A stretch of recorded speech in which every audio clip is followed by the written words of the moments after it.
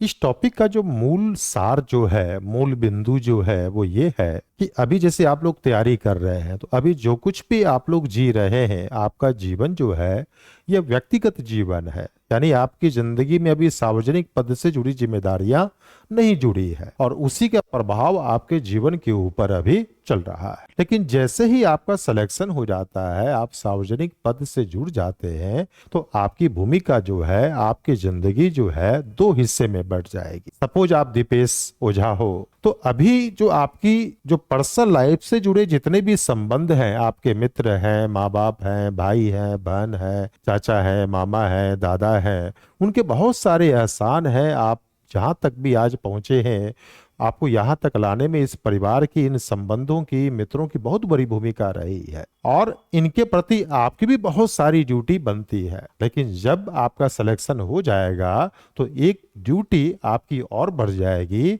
वो होगी आपको सार्वजनिक पद से जुड़ी ड्यूटी, है ना। तो यहाँ पर दीपेश के रूप में जो व्यक्तिगत जीवन से जुड़े जो संबंधों का जाल है, उससे जुड़ी जो ड्यूटी है, आपकी पत्नी है, बच्चे हैं और लोग हैं, और जो आपकी पब्लिक लाइफ है, इन दोनों के बीच बैलेंस स्थापित करना जो है आपके लिए एक बहुत ही महत्वपूर्ण चुनौती होगा। अभी इसका आपको एहसास नहीं है ना। लेकिन जब आप पब्लिक ड्यूटी ज्वाइन कर लेंगे ना, तो किस तरह से पर्सनल लाइफ पब्लिक लाइफ में आपस में खींचातानी चल रही होती है, कैसे पर्सनल लाइफ से जुड़े रिलेशनशिप जो है पब्लिक लाइफ में आपको कंप्रोमाइज करने के लिए प्रेरित करते हैं, भ्रष्ट व्यवहार करने के लिए प्रेरित करते हैं, पक्षपात करने के लिए प्रेरित करते हैं, यह आपको उस समय समझ में आएगा। तो कैसे इन पर्सनल लाइफ को आप सही तरीके से निर्वाह करते हुए भी इसका गलत प्रभाव अपनी पब्लिक ड्यूटी पर आप न आने दें, इसी चीज की सूझबूझ को डेवलप करने के लिए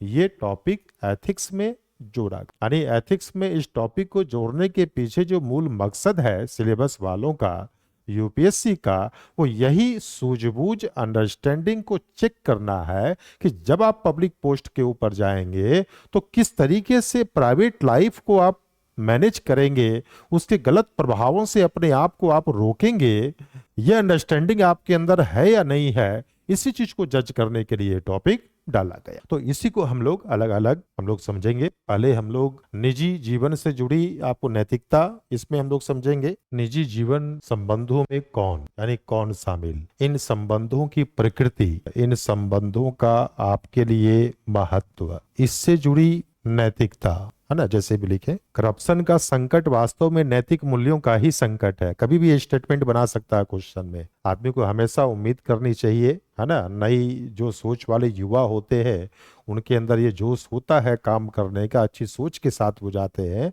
है ना। लेकिन वो बड़े बड़े घड़ियाल सब उनको फिर अपने जाल में फंसा लेते हैं। तो पहले से ही आप लोग को मॉरल ट्रेनिंग इसीलिए दी जा रही है कि जिससे कि आप उन घड़ियालों के चंगुल में न फंसे। निजी जीवन में कौन, माता पिता, बहन, भाई, पत्नी, बच्चे, मित्र, दूर एवं नजदीक के रिश्तेदार, उस सब, नाना नानी, दादा दादी, मामा मामी, फूफा फूफी, पड़ोसी, सहपाठी, सब, है ना। ये आपके निजी जिंदगी का एक जाल हुआ और इनका आपके जीवन के ऊपर बहुत ही गहरा प्रभाव होता है ना। इन संबंधों को आप छोड़ नहीं सकते। जिंदगी के साथ तो चलते हैं, जिंदगी के बाद जो है रस्म के तौर पर, रिचुअल्स के तौर पर, यादों के तौर पर ये संबंध आपके साथ चलते रहते हैं, है ना। इन संबंधों की प्रकृति सहज संबंध, नेचुरल होता है। पिताजी से बात करने के लिए, मम्मी से बात करने के लिए, मित्रों से बात करने के लिए कोई फॉर्मेलिटी की आवश्यकता नहीं है। कोई एप्लीकेशन नहीं देना कि पापा मैं आपसे बात करना चाहता हूं, मुझे जूते चाहिए, एप्लीकेशन लिख के नहीं देना होता है। अधिकार के साथ कंधे पर हाथ रख कर, ठोक कर मित्रों के साथ अपनी बात आप रख सकते हैं। किस मैनर में रखेंगे, है ना। कई बार मीठी बदतमीजी भी करते हैं मित्रों के साथ, ये सहज रिलेशनशिप होता है ना। अनौपचारिक संबंध होता है, अस्थाई संबंध होता है, परमानेंट एक तरह से होता है। जनरली ये संबंध जो होते हैं ये हमेशा के लिए होते हैं, है ना। कुछ एक एक दो संबंध को आप छोड़ दें तो वो बदल सकते हैं, बाकी मोस्टली संबंध उसको बदल नहीं सकते। हाँ, मित्रों में बदलाव आ सकता है, पड़ोसियों में बदलाव आ सकता है, यानी ये ऐसे संबंध हैं जो बिल्कुल फेविकोल की तरह आपकी जिंदगी से बिल्कुल जुड़े हुए होते हैं। भावनात्मक संबंध होता है, ये इमोशंस पर आधारित होता है। दुख सुख में आपके नजदीक मोस्टली जो होते हैं जन्म से होते हैं। जैसे ही आपका जन्म होता है, कई रिश्तों का जाल एक पैकेज के तौर पर आपको मिलता है। तो इन संबंधों की प्रकृति जो होती है तो जन्म से होती है। यहाँ कोई नियम प्रक्रियाएं वस्तुनिष्ठता नहीं होती है। सिस्टम के अंदर, ड्यूटी के अंदर आप इमोशंस का इस्तेमाल नहीं कर सकते, लेकिन पर्सनल रिश्ते सारे के सारे जो है वो इमोशंस बेस्ड ही होते हैं। छोटी छोटी बातों से तकलीफ हो जाती है, भावनाएं टूट जाती है, भावनाएं जुड़ जाती है। इन भावनाओं के कारण ही जो है हम एक दूसरे के लिए कुछ भी करने को तैयार होते हैं। रिश्तों के जाल में जो भावनाओं का जो जुड़ाव होता है वो बहुत ही गहरा होता है ना।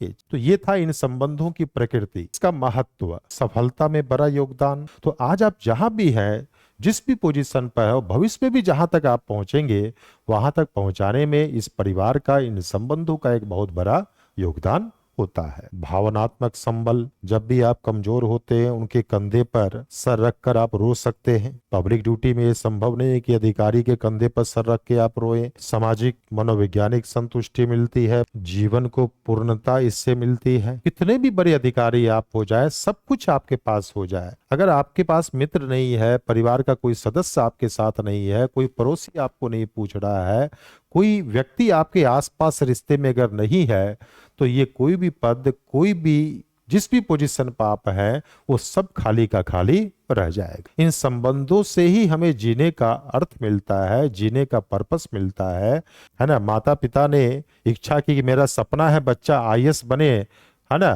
तो जीवन का उद्देश्य मिलता है। तो आप आईएएस बनने के लिए निकल पड़ते हैं, संतुष्टि मिलती है। आप थक हार के जब आप आएंगे, जब बड़े हो जाएंगे और जब बच्चों के साथ आप खेलेंगे, अपनों कुछ मित्रों के साथ ठहाका लगाएंगे, है ना, कुछ बहुत क्लोज जो आपके लोग हैं उनके साथ जब अपने दिल को खोल के आप रखेंगे, दिल की बातें आप करेंगे, तो वो आपको लगेगा कि यार यही लाइफ है, क्वालिटी ऑफ लाइफ यही है। अगर ये संबंध आपके हेल्दी हैं, आपके पास अच्छे मित्र हैं, अच्छे रिश्तेदार हैं, आपकी सामाजिक स्वीकृति है, इज्जत है, तो आपको लगता है कि हाँ यही जिंदगी है, ये जिंदगी हम जी रहे हैं। आप आईएएस भी बनते हैं तो क्यों बनते हैं? समाज में एक्सेप्टेंस के लिए तो बन रहे हैं, समाज में चार लोग पूछे इसीलिए आईएएस आप बनना चाहते हैं, बड़े अधिकारी आप बनना चाहते हैं। अगर आईएएस बनने के बाद लोग आपसे मुंह फेर लें, कोई बात न करे आपसे, तो क्या आप आईएएस बनेंगे? आप आईएएस नहीं बनेंगे। ये सब कुछ इन्हीं संबंधों में अपना कद बढ़ाने के लिए, अपना एक्सेप्टेंस बढ़ाने के लिए, अधिक इज्जत और सम्मान पाने के लिए बड़े टारगेट को सेट करते हैं, जिससे कि इन रिश्तों से जुड़ी जिम्मेदारियों को सही तरीके से आप निभा सके।